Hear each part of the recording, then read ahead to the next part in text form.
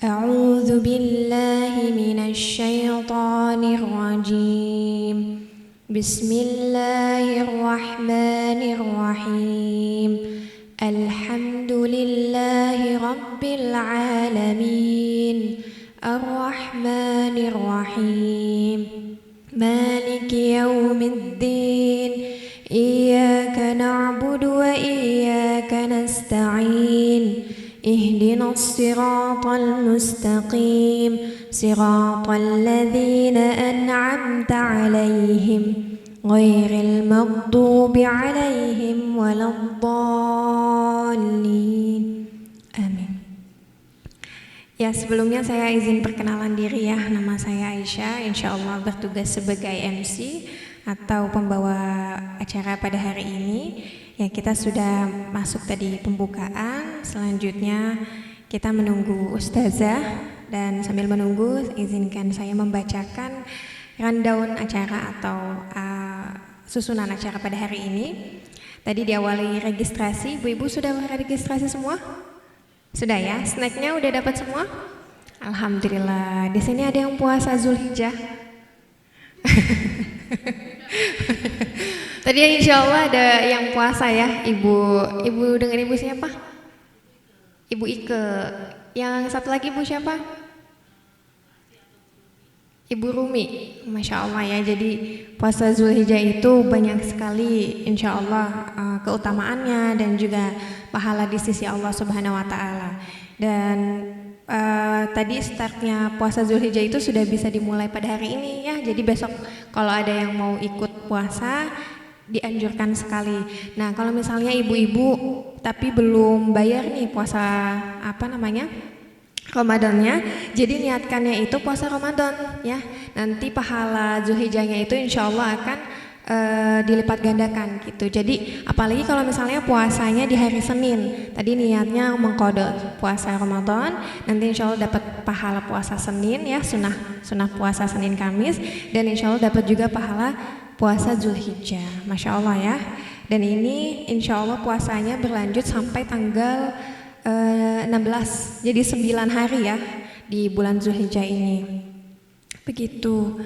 Nah, tadi registrasi sudah, kemudian kita juga sudah pembukaan dan tilawah. Tadi membaca surat Al-Fatihah ya. Dan ini saya izin membacakan sedikit profilnya ya. Ini sudah semuanya pernah datang di kajian beliau? Sudah ya? Ada yang baru datang hari ini? Kayak kakak, aduh saya itu susah banget nginget nama. Kakak siapa? Kakak Kiki ya? Kak Kiki baru datangnya hari ini ya? Iya, Masya Allah ya. Jadi ini sedikit profilnya. Nama beliau itu Dr. Anda Herlini Amran, MA, dan beliau ini bertempat tanggal lahir di Sungai Rangau, Riau ya. Beliau ya, lahir di Riau pada 18 April 1966. Dan alamatnya di Jalan Saworaya nomor 44 RT 01 RW 05 Maher Residence Pasar Keranggan Kelurahan Jati Sampurna Kecamatan Jati Sampurna Kota Bekasi. Jadi dekat dengan sini ya, Keranggan. Mungkin ada yang tetanggaan dengan beliau. Pendidikannya itu dari SMA, alumni SMA N7 Jakarta, S1 Universitas Indonesia Fakultas Sastra Arab, lalu S2-nya di International Islamic University Islamabad Pakistan Fakultas Usuluddin jurusan Tafsir Hadis, dan S2-nya di Wifaq Al-Madaris Al-Salafiyah Faisal Abad Pakistan jurusan Arabic dan Islamic Studies. Masya Allah ya. Jadi beliau juga lulusan dari Pakistan. Bismillahirrahmanirrahim. Assalamualaikum warahmatullahi wabarakatuh. Alhamdulillah, wassalatu wassalamu ala rasulillah, wala haula wala quwata illa billah. Allahumma salli wa sallim wa barik ala sayyidina Muhammadin wa ala alihi wa ashabi ajmain. Allahumma barik lana fi Zulhijjah. Allahumma taqabbal minna siyamana wa qiyamana wa ruku'ana wa sujudana fi Ramadan. Amin ya rabbal alamin. Apa kabarnya semua? Alhamdulillah, luar biasa. Allahu Akbar. Semangat dong. Udah punya bukunya belum? Belum ya, ya Alhamdulillah. Nggak apa-apa sih ya. Buku mah yang penting dibaca ya. Kalaupun nggak punya juga nggak apa-apa, yang penting belajar ya. Nah, mudah-mudahan dengan hadir di sini juga bagian dari belajar dan membaca ya, insya Allah. Baik, pertama-tama luruskan niat ya, kan bab niat. Niatnya apa? Ya, pokoknya niatnya semua niat-niat. Kita sudah berada di 1 Zulhijjah saat ini. Bulan yang ahabba ilallah. Bulan yang hari-harinya Al-Asyarah fil awal Zulhijjah ini adalah bulan yang dicintai Allah untuk beramal di dalamnya ya. Fa'aktsiru fiha at-tahlil, tahmid ya. Tahlil, kemudian tahmid, takbir. Perbanyak di dalamnya itu tahlil, takbir, tahmid. Nah, itu yang kayak takbiran. Allahu Akbar, la ilaha illallah, Allahu Akbar walillahil hamd. Itu sunnah. Mulai dari tanggal 1 sampai nanti hari tasyrik ya. Nah, itu diantaranya. Baik, kita lanjut ya, membahas tentang hadis niat. Jadi kalau kita bicara niat itu sepertiga Islam. Jadi kalau Islam itu kan sepertiga amal, ilmu, niat. Jadi ini kalau niatnya tidak benar seluruhnya akan sia-sia. Penting banget, makanya 2 kali pertemuan ya. Sebelum kita mulai tentang pembahasan hadis keempat ya dari bab niat ini, saya ingin sampaikan dulu bagaimana adab kita ketika membaca atau mendengarkan hadis. Ada yang tahu? Kalau adab membaca atau mendengarkan Al-Quran udah tahu ya apa adabnya ketika mendengarkan Al-Quran atau membaca Al-Quran? Apa? Bersih dari hadas, artinya berwudu. Terus menutup aurat, adab ya. Terus menghadap kiblat. Terus kalau yang mendengarkan perhatikan baik-baik gitu ya. Ya, wa idza quri'al Qur'an fastami'u lahu wa ansitu la'alakum turhamun. Kalau dibacakan Quran, diam denger supaya dapat rahmat dari Allah. Nah, itu Al-Qur'an. Sekarang hadis gimana? Emang ada ya adabnya ya? Karena Rasulullah Shallallahu Alaihi Wasallam ini adalah utusan Allah, yang disampaikannya adalah sabda Rasulullah yang menjadi pegangan kita, sebagaimana dalam Al-Quran firman Allah tuh ya, ma'atakumur rasulu fakhudhuhu wa manahakum anhu fantahu. Yang diberikan Rasul terima, yang dilarang jangan kerjakan. Jadi statusnya di bawah Al-Quran. Allah wa Rasuluh selalu ada digandeng ya. Atiullah wa ati Rasul. Tentu adabnya juga ada ketika kita membaca atau mendengarkan hadis. Nah, contoh lagi ya, saya ingin mencontohkan ya bagaimana adab misalnya Abdullah bin Mas'ud. Siapa yang tidak kenal dengan Abdullah bin Mas'ud? Beliau itu bacaan Qur'annya bagus. Beliau itu warok, alim ya. Nah, beliau ini sangat hati-hati dengan hadis Rasulullah, ajaran Rasulullah ya. Sangat hati-hati. Beliau itu kalau mendengarkan langsung hadis dari Rasulullah, beliau diam. Seluruh sahabat itu nggak berani menatap wajah Rasulullah. Karena apa? Karena ada rasa hibah ya, rasa apa ya, agung, rasa mulia. Jadi nggak berani natap gitu ya. Jadi kalau ada Rasul itu pada nunduk gitu, saking ta'zimnya. Mungkin kalau sekarang kalau kita lihat mungkin ada pesantren yang melihat kiainya itu nggak berani ya. Pernah lihat ya? Kalau lewat ada kiai itu nunduk seperti itu. Itu Rasulullah perlakuannya seperti itu. Jadi Abdullah bin Mas'ud ini kalau bertemu Rasulullah mendengarkan hadis ta'zim. Kalau sudah meninggal, mereka tentu membacakan hadis Nabi. Bagaimana sikap Abdullah bin Mas'ud ini? Gemetar. Jadi ketika membacakan qala Rasulullah sallallahu alaihi wasallam, gemetar. Wajahnya pucat. Kenapa? Karena beliau ini membawa kekhawatiran ketika membaca hadis Nabi itu, khawatir salah. Kan gimana nggak salah, takut ada yang keliru. Kan ada hadis Nabi ya, barang siapa yang mengatakan sesuatu yang bukan dariku falyatab bahwa maka persilahkan tempatnya di neraka. Nah, jadi takut beliau, itu Abdullah bin Mas'ud. Nah, kalau kita lihat lagi tabi'in, Sa'id bin Musayyab. Sa'id bin Musayyab ini tabi'in ya. Tabi'in itu tahu kan? Orang yang tidak berjumpa dengan Rasulullah, hanya berjumpa dengan sahabat. Namanya tabi'in ya. Beliau ketika sakitnya itu parah. Beliau itu kan banyak berguru dengan sahabat-sahabat Nabi. Datang seseorang, ya datang muridnya kepada beliau, menjenguknya ketika sakit dan meminta beliau untuk menyampaikan satu hadis. Apa yang dilakukan oleh Sa'id bin Musayyab ini? Sa'id bin Musayyab ini lagi sakit tuh, berbaring, langsung duduk. Perbaiki tempat duduknya.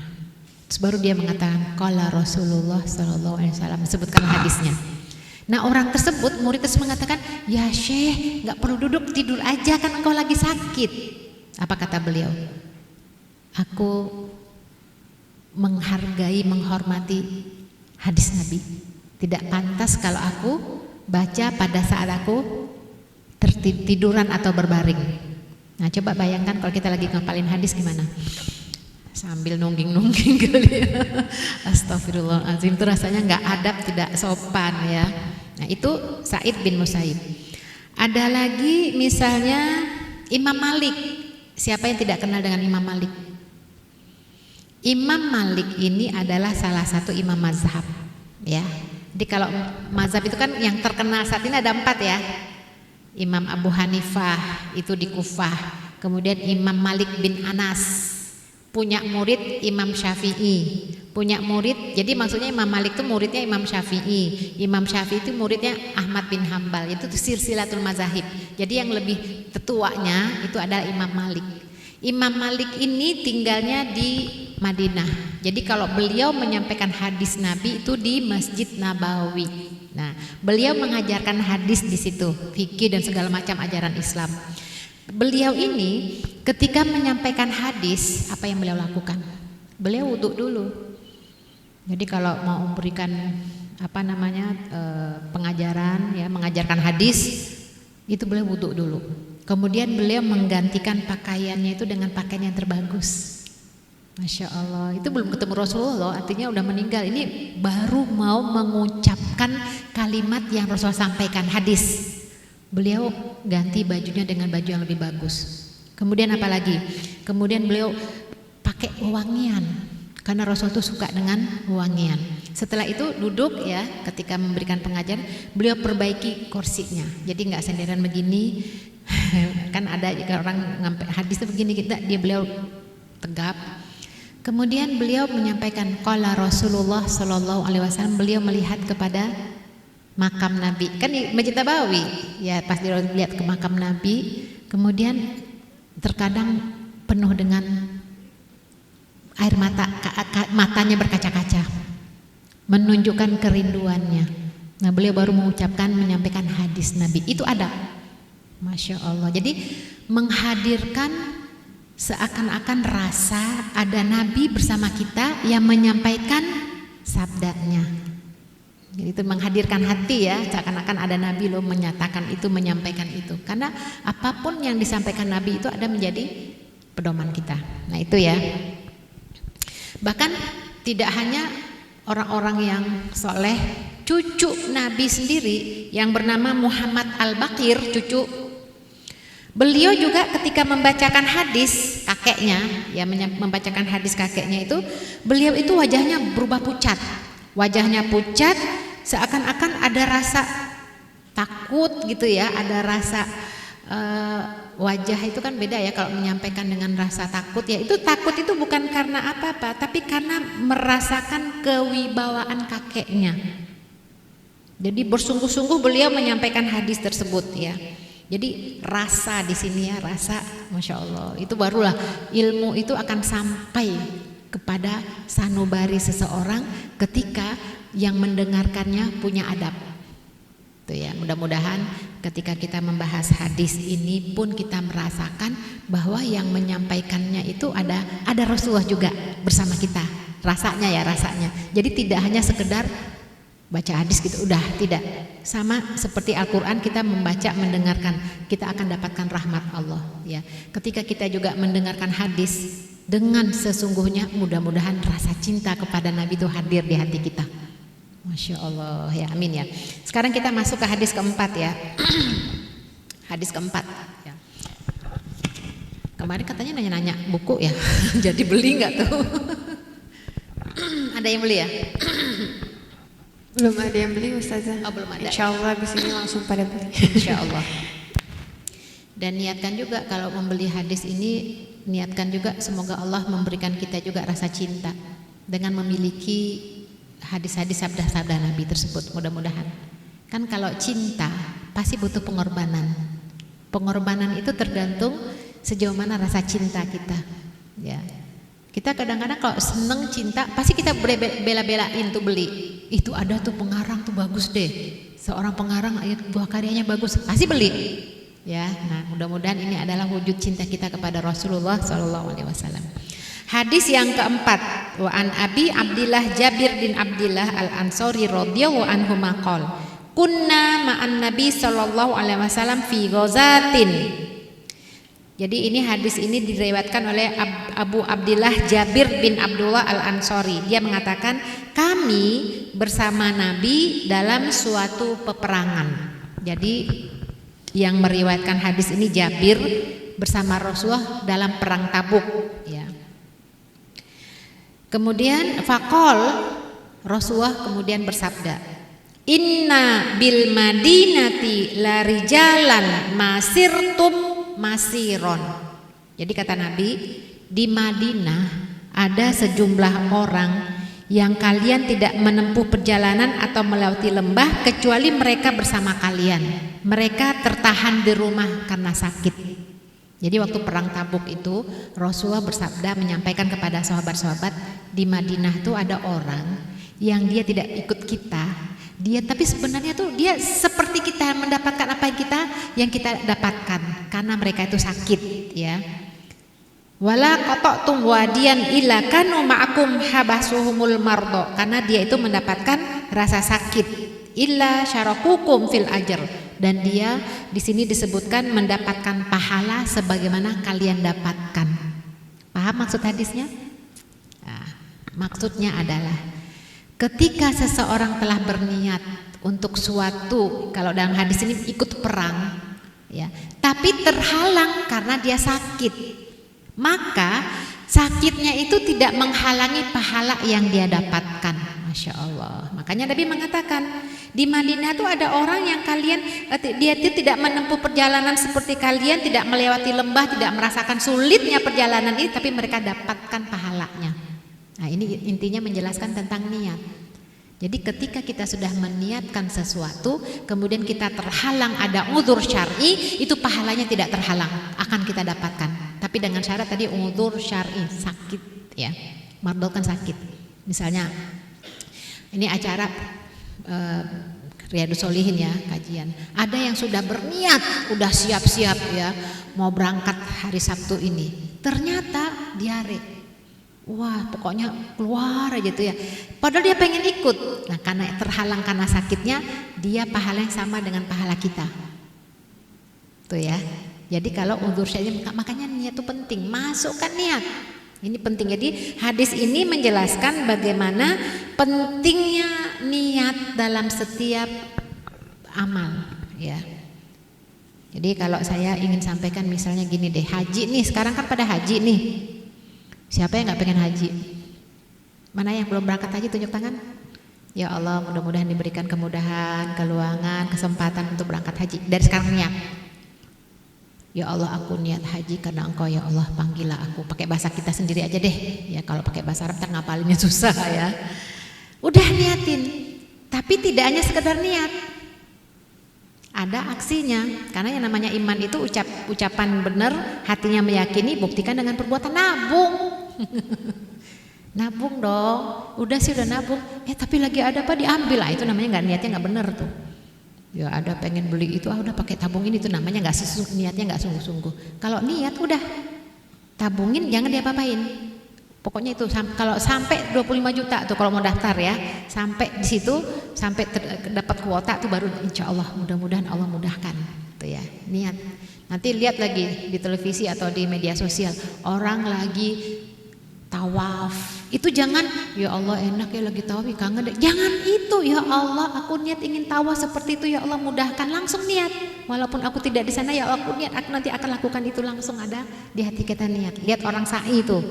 Ya Allah aku juga niat ya Allah mengerjakan sa'i seperti orang itu ya Allah mudahkan tuh di Arafah nanti. Jadi semua yang kita inginkan masukin niat di dalamnya. Insya Allah mudah, insya Allah ya, walaupun nanti penuh dengan kan itu kembali kepada ketentuan Allah. Yang penting niat, masukin dulu niat. Yang belum nikah niat. Ada yang belum nikah di sini? Tunjuk tangan yang belum nikah. Semoga Allah berikan suami yang soleh, amin. Yang gak tunjuk tangan tadi gak didoain ya. Semoga Allah berikan pasangan yang soleh. Minta niat sama ya Allah, aku ingin berniat untuk menikah ya Allah mudahkanlah niatnya, wujudkanlah niat tersebut. Begitu ya. Baik, itu hadis. Nah ini hadis ini bisa kita ambil, ini kan contoh bagaimana orang yang berniat untuk suatu amal terhalang karena sakit, pahalanya terus ngalir. Ini contoh, ini bisa diterapkan untuk semua amal. Contoh misalnya lagi haid. Kalau haid itu kan udah takdir Allah kan, ya, bahwa darah ini, ya ini kata Walid Nati Adam sudah menjadi takdirnya anak cucu keturunan Nabi Adam yang perempuan. Kan nggak bisa dipesen, ya Allah aku ingin haidnya nanti, nggak bisa kan? Contoh misalnya ketika kita baca hadis bahwa 10 hari awal bulan Zulhijjah ini adalah hari yang terbaik, hari terbaik sedunia ya, amal yang dicintai oleh Allah, pokoknya amalan agung. Tahu-tahu haid, ada yang haid di sini? Ya nggak bisa saum deh, nggak bisa ini, nggak bisa itu ya. Ya jangan begitu, masukin niat dalam hati. Ya Allah, aku tuh udah niat di awal Zulhijjah ini untuk beribadah yang terbaik. Semua ibadah aku mau kerjain, mau saum, mau ini, mau itu, mau sholat, apa segala macam. Tapi aku sedang menjalani takdirmu. Ya Allah, jangan engkau haramkan pahalamu untukku. Masya Allah, dapat tuh pahala. Kita nggak ngerjain, tapi pahalanya kita dapat. Tuh, kan sayang banget orang yang nggak punya niat ya. Niatin aja. Misalnya lagi sholat ya, lagi orang sholat, kita lagi nggak sholat, ya Allah, kalau aku ini karena haid jadi nggak bisa sholat karena terhalang, ya Allah terus alirkanlah pahala itu untukku, dapat tuh pahalanya ya. Nah ini pentingnya niat ya. Jadi pelajaran hadis, seorang muslim yang benar-benar bertekad ingin berjihad namun tidak bisa pergi karena alasan syar'i, maka ia mendapatkan pahala jihad. Tuh, jadi yang terpenting niat, setiap amal yang kita lakukan harus ada niat. Baik, hadis yang kelima ya. Wa an Abi Yazid Ma'ni bin Yazid bin Al-Akhnasi radhiyallahu anhu wa huwa abuhu wa jadduhu sahabiyun. Qala kana Abi Yazid akhraja dananira yatasaddaqu biha fa wada'aha inda rajulin fil masjid faji'tu fa akhadtuha fa ataituhu biha faqal laka ma nawaita ya Yazid walaka ma akhadta ya Ma'nu. Hadis Bukhari ya. Jadi Abu Yazid Ma'an bin Yazid berkata, jadi Abu Yazid ini menyampaikan ya, ayahku, jadi ayah dari Abu Yazid ini ya mengeluarkan beberapa dinar untuk disodakohkan. Jadi bapaknya si Yazid ini mengeluarkan uang mau disodakohkan. Dia letakkan di dekat seorang laki-laki yang berada di masjid. Jadi di masjid itu ada sebenarnya amin mal yang apa namanya, yang megang bendahara lah kali ya. Terus dia taruh nih sodakohku gitu ya. Nah kemudian aku ambil dinar itu lalu aku bawa pulang untuk kutunjukkan kepada anaknya, kan bapaknya infak nih sodakoh ya, ditaruh di tempat ada orang di situ, di sodakohku gitu. Jadi kalau di masjid itu orang kalau mau infak naruh aja. Kalau sekarang kan kita pakai tabung gitu, jadi susah ngambil ya. Ini enggak, taruh aja, kalau tempat lah ya taruh situ sodakoh. Nanti kalau ada orang yang butuh dia ngambil, enak banget tuh. Kalau sekarang mungkin ada yang makanan kita ngambil terus kita bayar sendiri gitu ya, karena jujur ya. Ini infak sodakoh. Jadi orang yang mau sodakoh taruh aja duitnya di situ, udah Nanti ada yang butuh, dia ambil, gak semuanya sesuai dengan kebutuhannya. Nah, diambil. Nah, si bapaknya ini, Yazid ini, dia itu infak. Anaknya ngambil, bapaknya kan gak ada, udah pergi. Anaknya ngambil, terus dia bawa ke bapaknya. Jadi aku ambil dinar itu, lalu aku bawa pulang dan kutunjukkan kepada ayah. Nah, ayah berkata, demi Allah, aku tidak bermaksud mensodakohkan kepadamu. Demi Allah tuh bukan buat kamu loh, gitu. Nah, aku, kata si Ma'an, ini Ma'an nama anaknya Ma'an ya, melaporkan hal itu kepada Rasulullah. Apa kata Nabi? Kamu mendapatkan pahala sesuai yang kamu niatkan, wahai Yazid. Ya, sedangkan kamu wahai Ma'an, bapaknya namanya Ma'an, mendapatkan apa yang kamu ambil. Paham nggak hadisnya?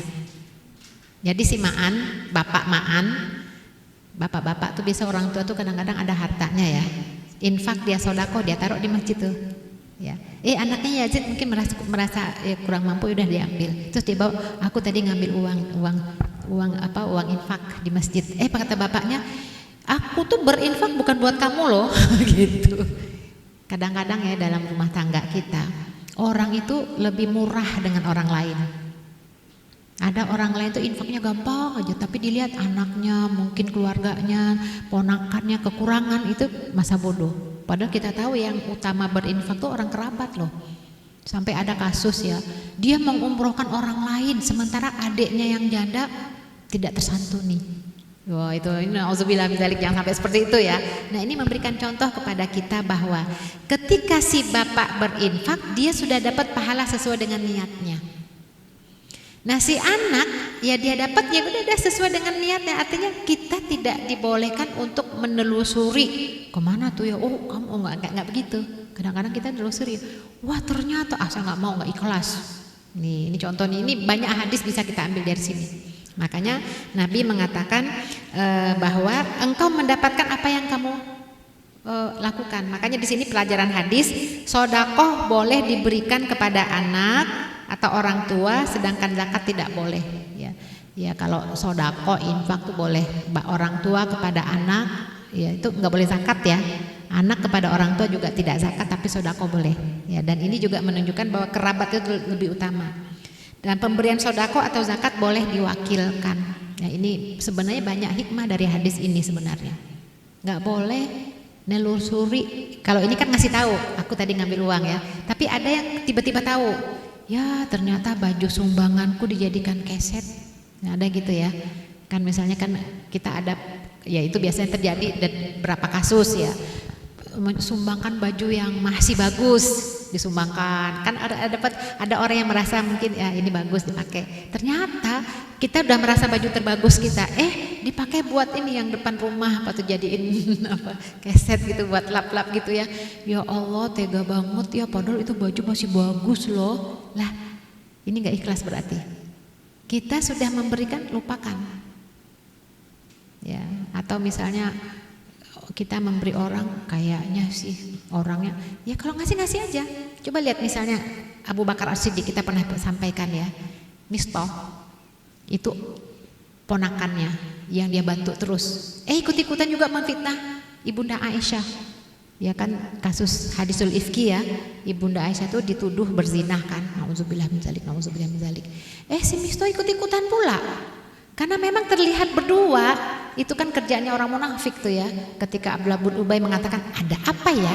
Tuh, kan bukti memang ada dua. Itu cuman kan nggak ada yang menyaksikan. Akhirnya kan tersebarlah isu-isu itu kan, terbelah kan umat Islam. Ada yang meyakini mereka tidak melakukan apa-apa. Ada yang meyakini siapa tahu, gitu kan? Ini Mistah ikut-ikutan, padahal dia nggak sadar apa ya? Dia tuh dibantu oleh Abu Bakar loh. Itu diberikan, disumbangkan, terus dibantu secara materi, ikut-ikutan pula. Nah sekarang kalau itu terjadi pada kita, apa yang kita lakukan? Ini orang nggak tahu diri, udah deh stop. Abu Bakar juga begitu, Abu Bakar men-stop bantuannya. Ternyata Rasulullah tidak, dan turun ayat ya tentang itu.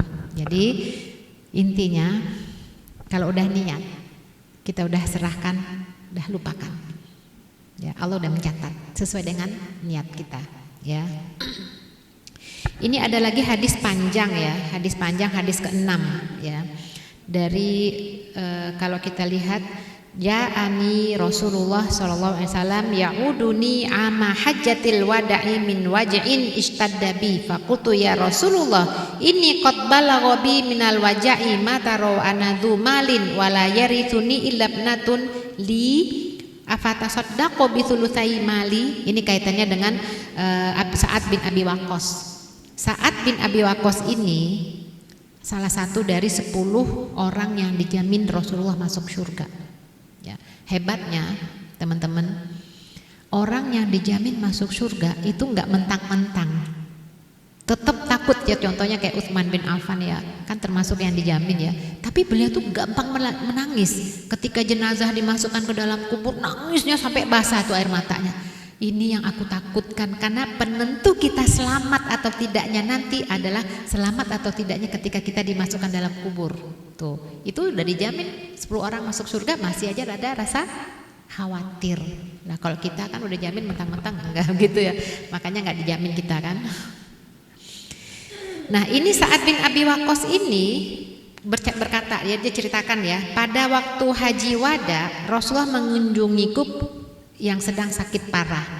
Jadi sakit parah Sa'ad bin Abi Waqqas ini, kemudian aku ini orang kaya, ya. Jadi kalau pengakuan aku ini adalah orang kaya, itu bukan sombong loh ya. Ya kan ini untuk curhat kepada Rasulullah. Ya Rasul, aku ini ada harta, aku orang kaya. Tapi anakku cuma 1 perempuan. Boleh nggak aku itu memberikan sedekah dari hartaku seperti semuanya? Ya. 2/3 hartaku, nggak boleh kata Nabi. Setengahnya nggak boleh juga, 1/3 boleh. Dan itu adalah paling banyak juga 1/3. Ini dalam hadis ini juga kaitannya dengan hukum waris ya. Tapi ini tidak hanya waris ya. Di sini maksudnya adalah bagaimana harta yang ditinggalkan oleh orang tua itu membawa manfaat juga kepada ahli waris. Ya, karena kata Nabi, meninggalkan ahli waris dalam keadaan kaya itu lebih baik daripada kamu meninggalkan dalam keadaan fakir. Nih buat orang tua nih. Ya. Jadi jangan disalahin juga kalau ada orang yang usahanya demikian banget ya, padahal tuh hartanya nggak habis sama 7 turunan. Ya biarin aja, emang kenapa? Ini kadang-kadang orang yang komentar itu kadang-kadang keluar dari hati yang tidak baik ya. Bisa jadi niatnya apa? Daripada dia minta-minta, mudah-mudahan harta yang ditinggalkan bisa bertambah taatnya, kan begitu. Ya, jadi begitu Rasulullah mengatakan lebih baik meninggalkan ahli waris yang kaya daripada nanti tidak punya apa-apa jadi peminta-minta. Ya. Jika kamu menginfakkan hartamu untuk mencari ridho Allah, kamu akan mendapatkan pahalanya, meskipun itu berupa makanan yang kamu berikan kepada istrimu. Maksudnya apa di sini? Jangan lupa masukin niat di dalam hati setiap kita mengeluarkan infak. Infak itu bukan infak kotak infak ya. Infak itu adalah mengeluarkan sesuatu dari diri kita untuk orang lain, itu namanya infak. Kalau nafkah itu adalah nafkah ya, bahasa Arabnya ya, nafkah ya, bahasa Indonesia nafkah itu adalah kewajiban dari suami kepada istri. Nah, itu jangan lupa niat. Kalau suami kan wajib ya. Kalau istri mengeluarkan infak wajib nggak? Enggak. Pakai niat nggak? Teman-teman ketika punya duit dari hasil usaha sendiri dipakai untuk belanja dapur, pakai niat nggak? Kadang-kadang enggak loh, banyak kan enggak. Ya udah, bapaknya nggak punya duit, ya udah pakai ini aja nih buat belanja nih, kasih 100.000. Rugi nggak pakai niat. Ini kan kita bicara niat. Ya Allah, ini infak karena Engkau ya Allah, bismillah dalam hati ya. Kasih deh tuh, nggak usah diomongin. Allah tahu. Kasih ke si mbaknya, mbak ini belanja nih mbak. Ini nih infak dariku untuk rumah tangga, nggak perlu juga. Kita kan bicara niat di sini. Ini di sini bahkan dikatakan sampai engkau memberikan nafkah gitu ya. Bahkan sampai engkau meskipun itu berupa makanan yang kamu berikan kepada istrimu, itu kan bagi laki-laki kan wajib. Ini niat masukin di dalamnya. Aku niat untuk menafkahi keluargaku dengan harta ini. Bismillah. Itu dalam hati ya. Kalau niat itu an-niyahahuna. Niat itu ada di sini. Termasuk memberikan siapapun. Termasuk orang-orang yang nggak mampu atau tukang parkir. Kemarin ngasih, kayaknya kebanyakan deh, ngasih parkir, bang parkir ngasih, bang nih bang, makasih ya udah. Dapat nggak pahala? Enggak. Kenapa? Nggak ada niatnya. Oh pakai niat, semua amal kita harus pakai niat.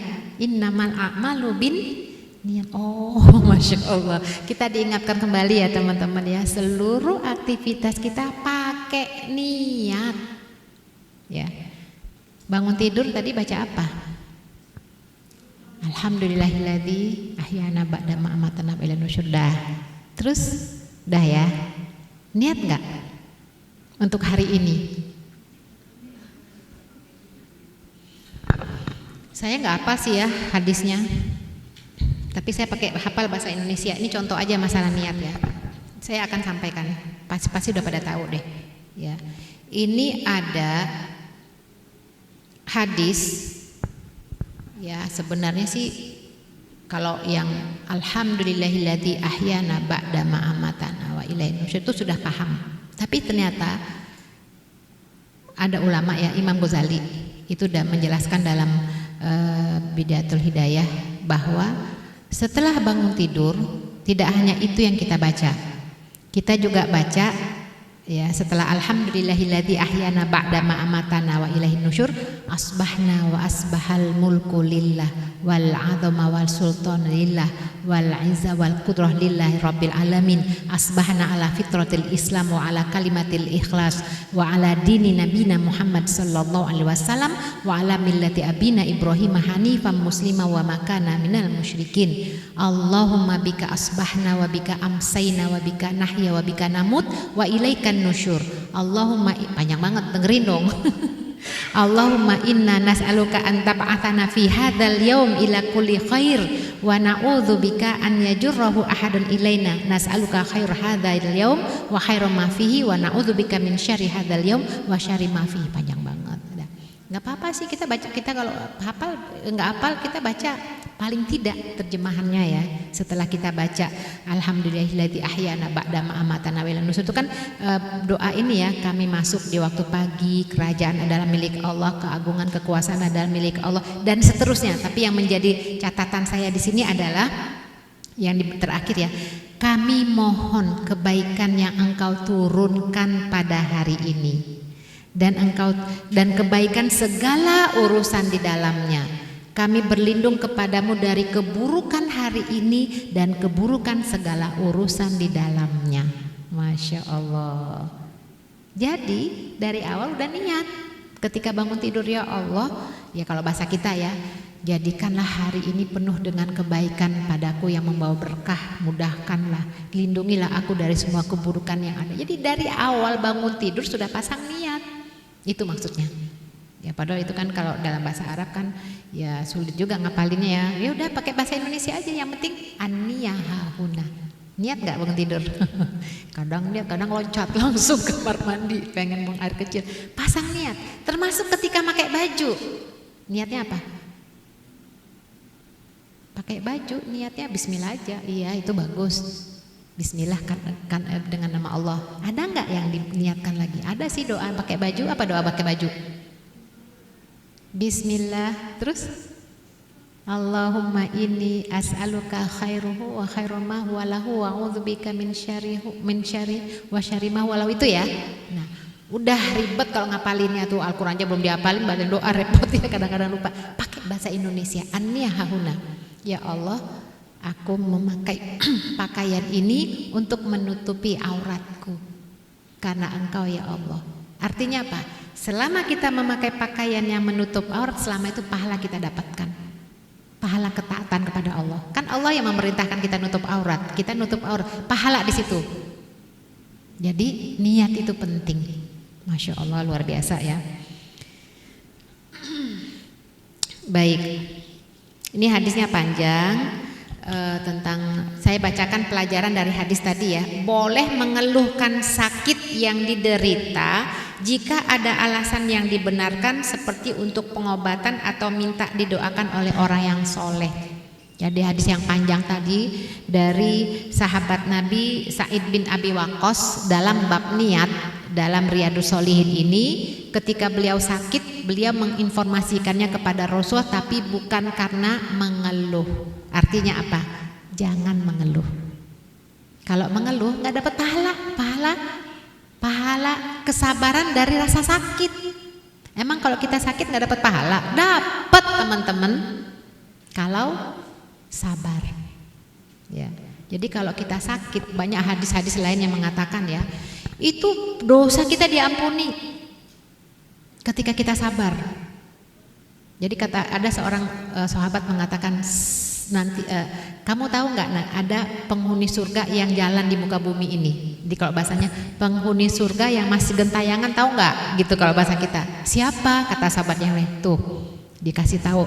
Jadi seorang wanita dari Habasyah, kulitnya hitam tuh, dia tuh penghuni surga yang masih hidup di muka bumi.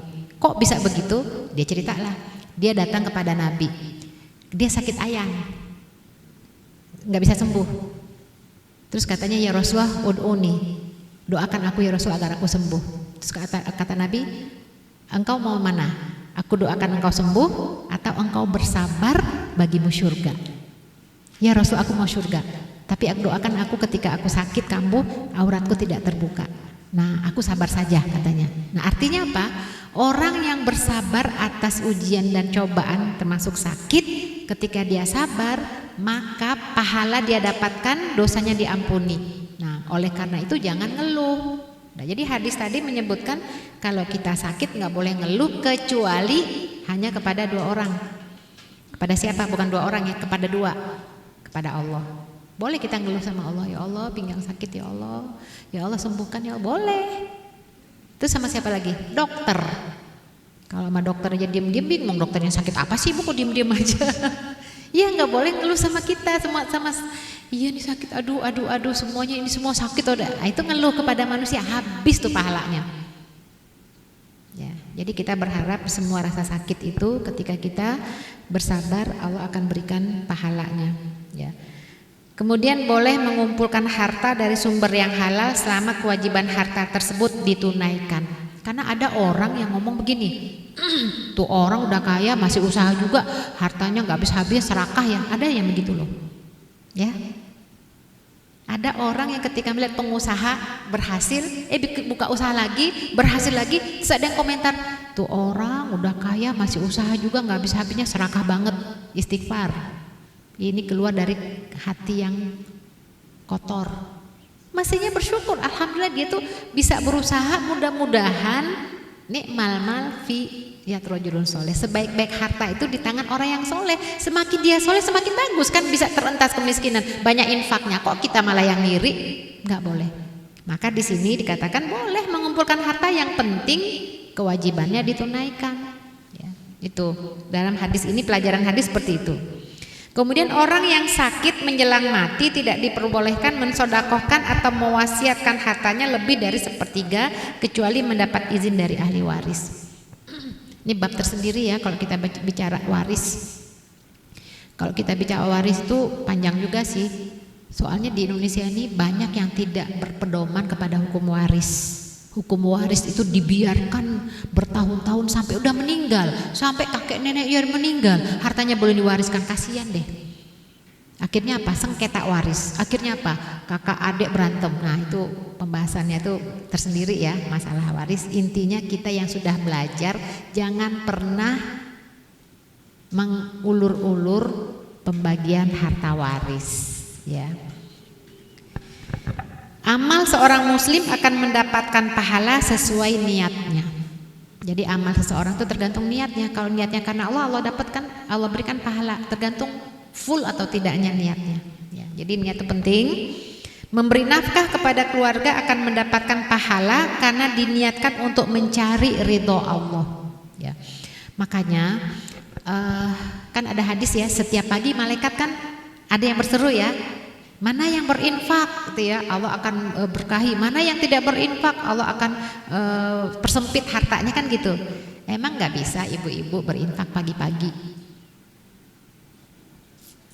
Kan ya, pikirnya berinfak pagi ada, iya ada sih pakai ini transfer lewat ini ya. Itu salah satunya. Coba lihat, perhatikan ya, apa yang dilakukan oleh Abu Bakar ketika Rasulullah habis subuh bertanya, Siapa yang hari ini sudah menjenguk orang sakit? Kan Abu Bakar nunjuk ya. Siapa yang hari ini sudah berinfak? Abu Bakar nunjuk ya. Siapa yang hari ini saum puasa? Abu Bakar nunjuk. Nah, terus ditanya, iya, dia sudah mengunjungi sebelum ke masjid ya, dia sudah melihat orang menjenguk orang sakit, dia dalam keadaan berpuasa, dia infak. Infaknya kenapa? Ketika mau ke masjid ada anak yang nangis karena lapar, dia di rumah diambilnya roti. Nah, itu infak. Apalagi kita pagi-pagi bisa insya Allah ya kan, nambah biaya dapur kan infak juga kan ya. Jadi si mbak atau siapa belanja tuh, atau ngasih jajan anak-anak juga infak loh. Yang penting ada niatnya. Kayak niat nggak ngasih jajan anak-anak? Kayaknya enggak deh. Udah ngasih aja, jangan ini belanja nih berapa sih itu transportnya ini, jangan boros-boros ya belanjanya yang ini ya, jangan yang micin beli ya, udah ngasih. Padahal itu bisa jadi ini loh, jadi salah satu pahala yang dapat kita ambil itu dari niat kita, niat untuk berinfak kepada anak kita dengan ya Allah, dengan jajan ini walaupun cuma 5.000 ya atau 10.000, jadikan anakku ini anak yang soleh, makanannya halal, jadi anak yang berbakti walaupun hanya segitu. Jadi tidak hanya minta doa kepada fakir miskin aja ya, ngasihnya 2.000, minta doanya banyak. Doain ya Pak ya, kasih 2.000. Ini anak juga, siapapun yang sekitar kita berikan dengan niat juga dapat, Masya Allah. Baik, sekarang hadis ke-7. Hadis ke-7 strip 7 ya. An Abi Hurairah Abdurrahman bin Sahrin radhiyallahu anhu qala Rasulullah sallallahu alaihi wasallam, innallaha ta'ala la yanzuru ila ajsamikum wala ila suwarikum walakin yanzuru ila qulubikum. Ya, udah paham ya. Allah tidak melihat tubuh dan rupamu, Allah melihat hatimu. Jadi kita ini kan ingin penilaian dari Allah, dan Allah nggak lihat semuanya ya rupa kita, tapi Allah lihat hati kita. Jadi pada suatu amal sesuai dengan niat dan keikhlasan orang yang melakukannya. Ikhlas enggak? Ya. Seorang muslim harus memperhatikan kondisi hatinya dan membersihkannya dari sifat-sifat yang dibenci oleh Allah. Perbaikan hati harus lebih diutamakan daripada perbaikan amal atau perbuatan hati dulu. Ini perlu kita mengkoreksi hati ya, niatnya udah benar belum ya? Kenapa niatnya? Kayak misalnya gini deh, di depan cermin dandan, niatnya apa? Kayaknya nggak pakai niat deh. Tapi kan memperbagus wajah kan? Untuk apa? Kalau ada terselip sedikit, biar dianggap cantik, biar ada yang seneng tergoda atau apa, itu udah cacat, itu bahaya itu. Jadi kita ingin tampil bagus, tapi niatnya untuk manusia, habis semuanya pahala kita. Makanya semuanya kembali kepada niat ya. Apalagi ibu-ibu tuh, dandan di rumah untuk siapa? Ya kalau dandan, kan ada juga di rumah nggak dandan, di luar kayak apa gitu ya. Wah lebih parah lagi itu ya. Cantiknya untuk orang, untuk suami orang. Di rumah suaminya ngelihatnya apa? Masker. Itu nggak bener itu ya, itu salah, itu keliru. Jadi di rumah dandan juga sebagaimana kita keluar rapi, begitu Islam mengajarkan. Di rumah siapa yang lihat? Paling suami, paling anak. Niatkan karena Allah, niatkan agar suami itu melihat kita itu senang hatinya, memasukkan idholis surur, memasukkan rasa senang di hati manusia, itu ibadah loh. Jadi pahala kita walaupun hanya sekedar dandan di rumah. Apalagi untuk suami, supaya matanya ya, daripada lihat orang lain di luar kan, model-model orang-orang selingkuh itu kan begitu, melihat di luar itu bersih, bagus, bening, lihat di rumah dasteran, bolong-bolong lagi dasternya ya. Jadi dandannya kita, apapun yang kita lakukan niatkan karena Allah ya. Termasuk mandi niat gak? Bukan mandi wajib loh ya, mandi wajib mah jelas wajib, mandi wajib nggak usah diceritain, mandi biasa. Yang kalau mandi biasa kan nggak keramas kan? Apa niatnya? Kayaknya nggak pakai niat, dia mandi aja gitu ya. Mulai sekarang setiap kita akan bertindak, renung dulu. Oh niatnya apa ya? Tuh harus tuh. Karena besarnya pahala itu tergantung dari niat yang kita tanamkan di hati. Pakai niat. Bahkan senyum aja kita sama orang pakai niat loh. Gimana senyum niat? Aku sengaja aku senyum niat karena Allah. Enggak begitu juga. Kan itu bisa langsung. Artinya bisa otomatis karena Allah ya, karena memang Rasul menyuruh kita senyum. Itu jadi sedekah. Tuh, Masya Allah, luar biasa ya. Jadi kalau mandi itu niatnya apa? Ya Allah, bersihkan aku dari semua dosa-dosa yang pernah diperbuat oleh tubuhku. Bismillah. Mudah-mudahan Allah ampuni dosa kita, keluar sama seperti air yang mengalir. Ya. Sama seperti wudhu. Utsman bin Affan itu menjelaskan hadis Nabi ketika berwudhu itu karena Allah diperbagus wudhu itu sampai dosa-dosanya itu keluar dari sampai di kuku-kukunya itu. Makanya Imam Ghazali itu dalam Ihya Ulumuddin itu menjelaskan ketika membasuh setiap anggota tubuh kita niatkan agar Allah menghapus dosa-dosa yang diperbuatnya. Banyak dosa yang sudah kita lakukan. Dosa tangan, nyentuh yang bukan mahram dosa enggak? Kan enggak boleh sentuhan, kita sentuhan dosa. Nah, dengan misalnya berwudu sempurna, mudah-mudahan Allah hapus itu dosa. Apalagi mata, dosa memandang. Emang enggak dosa memandang yang bukan mahram? Apalagi laki-laki dosanya banyak loh tuh tanpa disadari. Maksudnya dia berkomunikasi dengan perempuan yang tidak menutup aurat, lihat rambutnya keriting bagus, indah, gelombang, cakep. Emang enggak dosa? Dosa. Yang tidak menutup aurat juga berdosa karena sebabnya lah orang memperhatikannya sehingga orang itu berdosa. Itu kan banyak dosanya ya. Nah, dengan wudhu sebenar-benar wudhu, dengan sholat sebenar-benar sholat, ini akan menghapuskan dosa-dosa seperti itu. Nah, pakai niat makanya. Ya, semuanya pakai niat. Kemudian di hadis ke-8 juga begitu ya. Su'ila Rasulullah sallallahu alaihi wasallam anir rajuli yuqatilu syaja'atan wa yuqatilu hamiyatan wa yuqatilu riya'an ayyudzalika fisabilillah. Faqala Rasulullah sallallahu alaihi wasallam man qatala litakuna kalimatullahi al-ulya fahuwa fisabilillah. Ini terkait dengan seseorang yang berperang. Karena apa? Ada yang karena fanatisme kebangsaan, ada karena riya. Maka mana yang dimaksud dengan jihad di jalan Allah? Rasulullah mengatakan, barang siapa yang berperang untuk menegakkan kalimat Allah sebagai kalimat yang paling tinggi, maka dia berjihad di jalan Allah. Maka Allah akan melihat semua seseorang dari niatnya. Ini kan contoh hadisnya gitu. Jadi Allah hanya melihat niat kita. Niatnya apa? Yang tahu niat kita adalah kita. Orang lain gak bisa menilai. Karena ada sebuah riwayat ketika malaikat membawa amal seseorang, ya kan, kalau dalam hadis panjang itu ya, ketika seseorang meninggal itu kan ruhnya kan diambil tuh ya. Kalau dia orangnya beriman itu wadahnya tuh bersih gitu ya. Nah, ketika diangkat itu ya ruhnya bersama amal-amalnya. Itu malaikat itu ketika melihat amal seseorang itu yang banyak, yang besar banyak sekali. Yukabbirul malaikah, malaikat tuh banyak ya amalnya, hebat banget nih orang. Ternyata sampai di hadapan Allah ka'annaha haba'an mansuro, seperti debu yang berterbangan. Banyak tapi nggak ada apa-apa. Ketika malaikat membawa amal orang tuh dikit ya, sedikit amat. Malaikat juga dikit amat. Malaikat itu kan hanya mencatat amal kita, tidak mencatat hati kita. Apa yang terlihat di amal dicatat. Ternyata di hadapan Allah yang kecil itu ternyata berat dan besar. Semuanya kembali kepada niat. Makanya niat ini penting. Allah itu akan melihat seseorang itu dari niatnya, bukan hanya dari perbuatan niat. Yang tahu niat itu hanya Allah.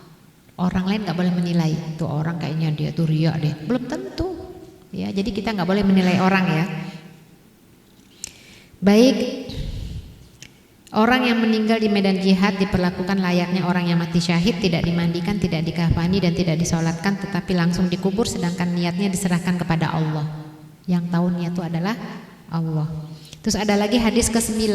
Ini kita selesaikan dulu hadis yang tentang niat, itu panjang banget ya, tinggal berapa hadis ya. Nah, ini menarik nih hadis yang ke-9. Jadi ketika Nabi SAW bersabda, qol idzal taqal muslimani bisayfaihima fal qatilu wal maqtul finnar. Qultu ya Rasulullah hadzal qatil fama balul maqtul? Qala innahu kana harison ala qatli sahibihi. Masya Allah.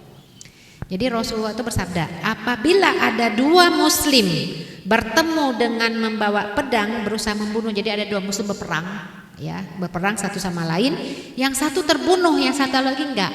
Apa kata Nabi? Dua-duanya di neraka. Nah, sahabat bertanya, ya Rasulullah, kalau pembunuh ya pantaslah dia masuk neraka. Tapi masa yang terbunuh juga masuk neraka? Gimana itu? Apa kata Nabi? Karena dia juga ingin membunuh saudaranya. Niat. Ya. Jadi kalau dua orang berperang, yang satu membunuh, yang satu terbunuh, dua-duanya di neraka. Karena masing-masing udah punya niat untuk membunuh. Ya Allah, luar biasa ya. Jadi Allah hanya melihat dari niat kita. Ya Allah, maka niat itu penting, menjaga niat itu penting banget. Niatnya karena apa? Apakah karena Allah atau tidak? Niatnya apa? Setiap perbuatan kita jaga niat. Niat itu mahal loh harganya. Niat itu, jadi ada dua orang yang beramal sama amalnya, tapi yang membedakannya adalah niat. Bisa jadi niat itu banyak, bisa jadi niatnya itu tidak dapat apa-apa. Ya. Nah ini ada lagi ya hadis ke-10 dari Abi Hurairah juga ya. Qala Rasulullah sallallahu alaihi wasallam, yang punya buku ketemu enggak? Ada ya? Ya, yang ke-10 sekarang nih. An Abi Hurairah radhiyallahu anhu qala Rasulullah sallallahu alaihi wasallam salatur rajuli jama'atan tazidu ala salatihi fi suqihi wa baitihi bid'an wa 20 darajatan. Wa dzalika anna ahadahum idza tawaddaa fa ahsanal wudu'a thumma atal masjida la yuridu illa salata la yanhazuhu illa salatu lam yakhtu khatwatan illa rufi'a lahu biha darajatun wa khutta anhu biha khati'atun hatta yadkhulal masjida fa idza dakhalal masjida kana fis salati ma kanatis salatu hiya tahbisul wal malaikatu yusalluna ala ahadikum madama fi majlisihi alladhi shalla fihi yaqulun Allahumma arhamhu Allahumma ighfir lahu Allahumma tub alaihi ma lam yu'dhi fihi ma lam yuhdits fihi. Panjang ya. Ini kalau kita mendengarkan hadis, kita niatkan untuk mendapatkan apa yang telah Rasulullah sampaikan, kita dapat pahala loh sesuai dengan apa yang kita niatkan. Tuh, jadi mendengarkan aja dapat pahala tuh ya, apalagi kalau diniatkan. Dari hadis ini Rasul bersabda, seorang laki-laki yang melakukan sholat berjamaah di masjid lebih baik 20 derajat dibandingkan dengan sholat yang dilakukannya di pasar atau di rumah. Sebab jika seseorang melakukan wudhu dengan baik kemudian mendatangi masjid hanya untuk sholat, maka derajatnya akan ditinggikan satu tingkatan dan keburukannya diampun setiap kali ia melangkah kakinya hingga ia masuk masjid. Jadi gini, kalau yang mau masuk masjid jangan lupa niat ya. Niatnya apa ya Allah? Setiap langkah kaki kita ya Allah, angkat derajatku dan ampunilah dosaku. Tuh, semua pakai niat ya. Jadi nggak hanya sekedar pergi bismillahirrahmanirrahim, udah ke masjid udah niat, masukin niat di situ ya. Bila ia telah masuk masjid, dia diberi pahala sebagaimana orang yang melakukan sholat sekalipun dia hanya duduk selama ia menanti sholat berjamaah. Jadi ketika kita sholat berjamaah di masjid belum iqomah, kita nunggu, itu pahalanya kita sama seperti pahala sholat. Itu menunggu aja udah dapat pahala sholat. Para malaikat pun mendoakan seseorang selama ia di tempat sholatnya sebelum ia meninggalkan masjid, dan malaikat itu berdoa. Kalau malaikat berdoa pasti makbul. Apa doa malaikat? Allahumma arhamhu, Allahumma ighfir lahu, Allahumma tub alaihi. Ya Allah, beri rahmat dia, ampuni dia, terima taubatnya. Nah, doa itu dibaca oleh malaikat selama dia tidak menyakiti orang dan tidak berhadas. Ada 2 syarat. Jadi kalau kita ke masjid, ya biasanya kan kalau ada kajian-kajian ke masjid ya, di masjid ya, jangan lupa masukin doa di situ. Apa doanya? Masuk tuh ya, tadi dengan baca bismillahirrahmanirrahim ya. Kemudian doa misalnya untuk mendapatkan ilmu, untuk mengamalkannya. Kemudian sambil berdoa sambil jalan, ya Allah ampunilah dosa yang aku perbuat selama ini. Langkah kaki itu mengangkatlah derajatku dan engkau ampuni dosaku. Itu masuk di situ niatnya. Nah, terus ketika ke masjid niatkan juga iktikaf. Niatkan untuk menunaikan kewajiban kita ya, seperti sholat atau dengarkan kajian-kajian. Selama kita duduk di situ dapat pahala iktikaf, apalagi kita juga ikut sholat berjamaah di situ, kita selama menunggu di situ itu semuanya pahala. Masya Allah, banyak tuh ya. Jangan pernah menilai orang ya.